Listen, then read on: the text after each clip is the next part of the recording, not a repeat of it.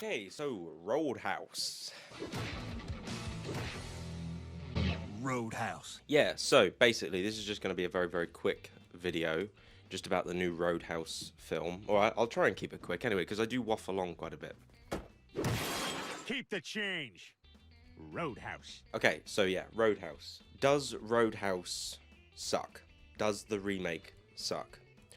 I think no. I'm going to play devil's advocate here, and I'm going to be nice to this remake. And I'm actually going to say, like, I didn't mind it. I didn't think it was terrible. I think it has a lot of problems. One being the fact that it is a remake, so it's got the stigma attached to it of being a remake. Can't really think of a single, like, remake that didn't have to be made. So that is, I guess, one of the things that you have to sort of get over the fact, like, that it was made. That it was remade.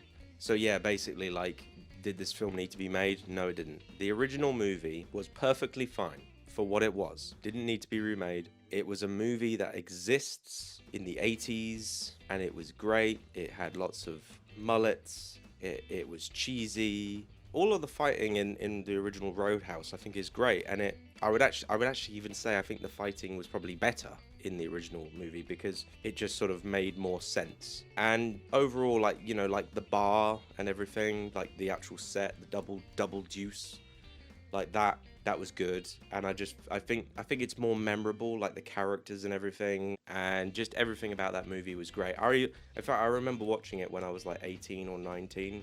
And I remember I wanted to be Patrick Swayze, like even so far as to like buying tight black shirts, and I actually even started kickboxing. I gave that a go for a bit, but kind of quit eventually because I don't know, I just couldn't keep up with the whole thing. But I was also smoking at the time as well. I was smoking, kickboxing, and drinking. Life wasn't really going anywhere for me. But no, point is, I love that movie, and it's a great movie. I mean, Patrick Swayze rips a guy's throat out. Fantastic. Roadhouse.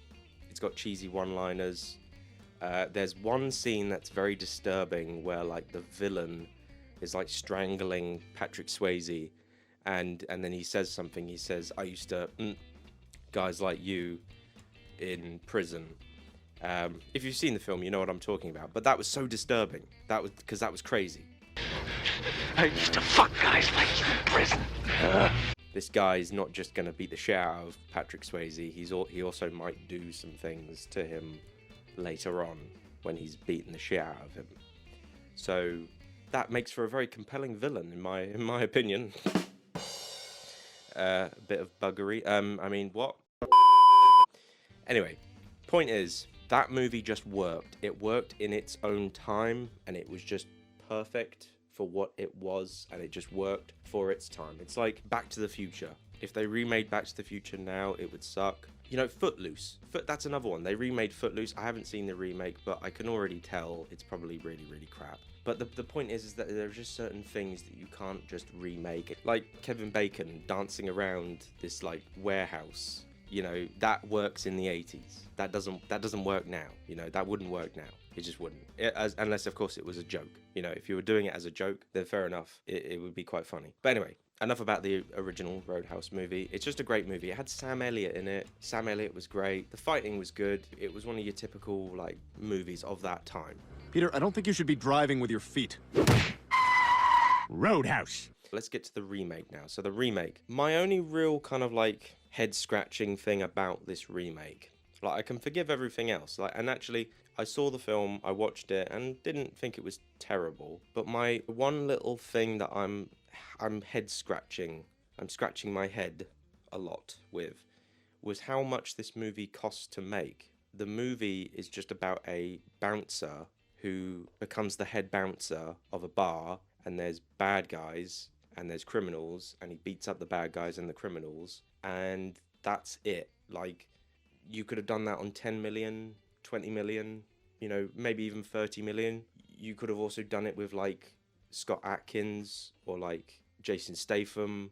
It would have made more sense. But no, they made this $80 million budget movie. It cost $80 million or 85 million to make. And when you just look at the concept of the film, the fact that it is just a movie about a guy who fights people in a bar, you're just like, why? Why did they spend 85 million on this? Like, The Creator recently came out. That was a big sci-fi epic movie, and that cost like 80 million. And it's like, when you look at that, you go, there's the budget. You know, all the CGI, all the special effects, all the explosions, and all the cool stuff going into outer space and all that sort of stuff. You see the budget. You see the budget, and you go, right, there it is. There's the budget. But like, when you look at this film, you're sort of thinking, well, where the hell did all that money go? You know, okay, Jake Gyllenhaal is probably very, very expensive. Conor McGregor, which we'll get to in a minute, by the way. I'll talk about Conor McGregor in a minute, but obviously he must be quite expensive. But no, it's just very weird. Like, it's weird that this movie costs so much to make. And having said that, like, all the fighting and everything, it all just looked a little bit overproduced. Like, they overdid it. And I watched some of the behind the scenes footage of how they filmed the fight scenes and stuff, and it's actually quite clever how they did the fight scenes, where they made it look real when anyone got punched in the face. So that's quite clever. And there's a lot of long takes and stuff like that, and it's all good, and you've got the camera going all over the place, like whoa, whoa, whoa, like that. I've ruined my shot now. And it's all very clever, and it all felt good. Like, it was all well done. But literally, when you look at a film like John Wick, and that movie cost about 15 million, 20 million to make, when it's got much better action, much better storyline, it feels bigger. You know, you've got this whole big universe of assassins, this world of assassins, and all this movie is just a movie about a guy who becomes a bouncer, but yet they spent 80 million on this film, which doesn't make any sense. Doesn't make any sense at all. But no, you know, all the fighting was good. It was pretty good. You know, it was intense and all that sort of stuff. I could talk about that for days. But another thing, the humor, the comedy in this film, some of it actually kind of made me chuckle. Like, there's this guy, he's on the side of the bad guys, but he was just kind of like a nice guy. And every time he would interact with Jake Gyllenhaal, it was quite funny. He was like, "Oh, hey man, how's it going?" I liked all of that. That was quite funny. The actual like main villain though, he was strange. He was just some like rich dude who owns a yacht. And there was a weird scene where like he was being shaved, like with a cutthroat razor, and he was on this boat, and it was like, you know, the waves, you know, was moving the boat, and the, you know, like, that didn't make any sense.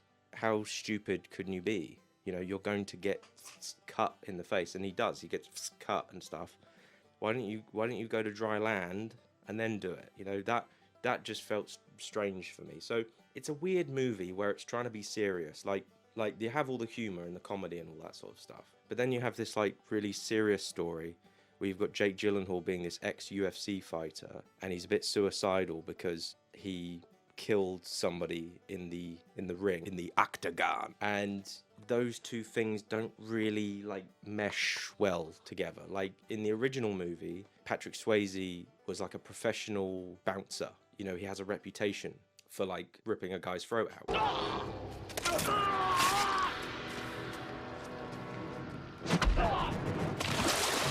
And, you know, people kind of are scared of him because of that. But like, the reasons for him doing that, for ripping the throat out, like McGregor,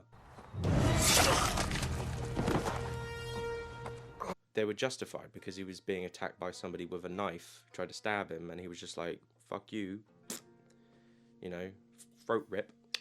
Box. Awesome! Got another throat rip in. Cool. So, you know, it made sense there. Whereas this was just Jake Gyllenhaal being a bit of an unhinged psychopath, killing somebody in the ring when he didn't need to. Like, he knocked the guy out, but he kept punching and punching and punching, and that was just weird. That was just weird. So there's contrasting things there that contrast with each other, contradict. So yes, there's that. Let me just talk about this first. The sexy woman, I forget her name, but she was in the Suicide Squad. She was alright. I'll give her a mention. She was alright. Now let's talk about Conor McGregor.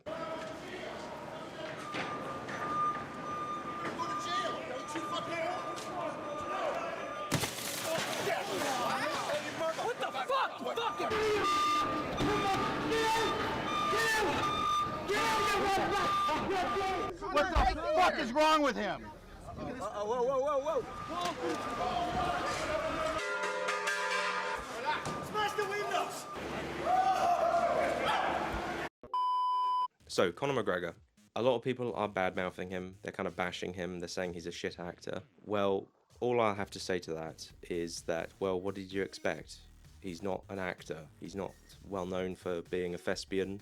He's well known for being a UFC, MMA fighter. Whatever. I don't follow that sport. But anyway, point is, he's not an actor. He is a fighter. He's a cage fighter. He fights people. He punches people in the face, and he gets punched in the face. And you got to give him the benefit of the doubt a little bit. It's like Vinnie Jones in Lock, Stock. Although Vinnie Jones was good in Lock, Stock and Snatch.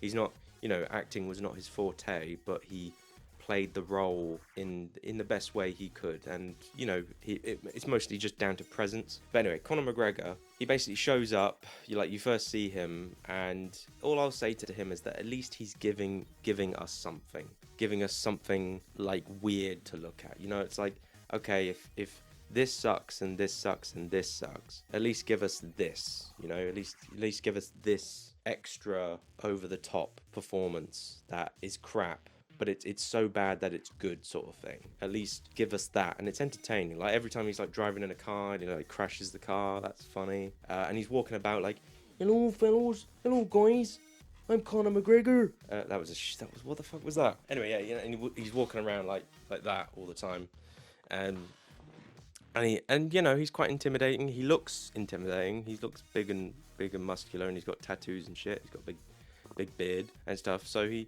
kind of looks like a crazy unhinged person. And when it gets to the fighting, he's very good. He's very good in the fights. He's very convincing. And the end fight between him and Jake Gyllenhaal is pretty good. It's a pretty good fight scene. But it is, as I've said, a bit overproduced. A bit like, did that need to be CGI? Like in the original, the fight scenes weren't overly done. It's fairly, standard stuff. But that doesn't mean shit. It just means, they knew what they were doing there. But this, they were just sort of like, it felt like an experimental film, where they were just like using CGI just for like no apparent reason. Even for like small moments. Like there was a bit with like a crocodile, I think, or an alligator. I can't really remember. But anyway, that was strange, where a guy gets eaten by a crocodile. Like, did that need to happen? Could you not have found a different way of killing that character instead of having him being eaten by a crocodile? You could have thought of something else. Did there need to be a boat chase? Probably not. But yeah, that's what I mean. Like, it's just sort of like, as I go back to the budget and everything, like, it's a movie just about a guy who becomes a bouncer. I feel like they did it better back in the 80s. But I'd be lying if I didn't say I enjoyed this film a little bit, because, I'm somebody who I like guilty pleasure movies sometimes. I mean, as I say, the original Roadhouse movie is a guilty pleasure. It's not, I wouldn't say it's the best film ever made. But as I say, like, I wanted to be Patrick Swayze when I first saw it. I was just like, yeah, I want to be him. I want to grow my hair out and wear tight shirts and fight people. But yeah, and I like Jake Gyllenhaal. He's all right. Don't get me wrong, but he's not Patrick Swayze. I think Jake Gyllenhaal is a good actor. I think he would make a good Batman. Like, I feel like he definitely looks the part for Bruce Wayne. Like, he's got that kind of unhinged billionaire playboy sort of look about him, where he's got all this money, but there's something sad behind him, behind his eyes. He could play that. But yeah, I think this is a bit of a weird movie for him to be in, when this could have just literally been like a Scott Adkins straight to DVD type movie. And I like a lot of shit movies, like Too Fast, Too Furious. That's a shit movie, but I like it. So if I was to say that I like that movie and that I don't like this movie, then that would just be, I'd be a hypocrite. I'd be contradicting myself. But I think it's getting a lot of unfair hatred. I feel like if you've seen the original, I think you will hate this movie. I mean, I've seen the original and I love the original, but I think I'm less critical about these sorts of things when it's not necessary. And I look at the film objectively as just a film on its own, and it's all right. It's not. I don't think it's going to win any Oscars or any awards, but it's a good film to just sit back and just enjoy and watch. Maybe it's a little bit too long, maybe like this review. So I'm going to wrap it up now and just say, look, I didn't mind it, but it's not the original movie. So yeah, okay, that's it. I did a review of Roadhouse. So thank you. Subscribe to my channel and goodbye. Goodbye. Goodbye. Goodbye. Bye-bye. Bye-bye. Bye-bye now. Bye. Bye. Bye. Bye. Bye. Bye. Bye. Bye.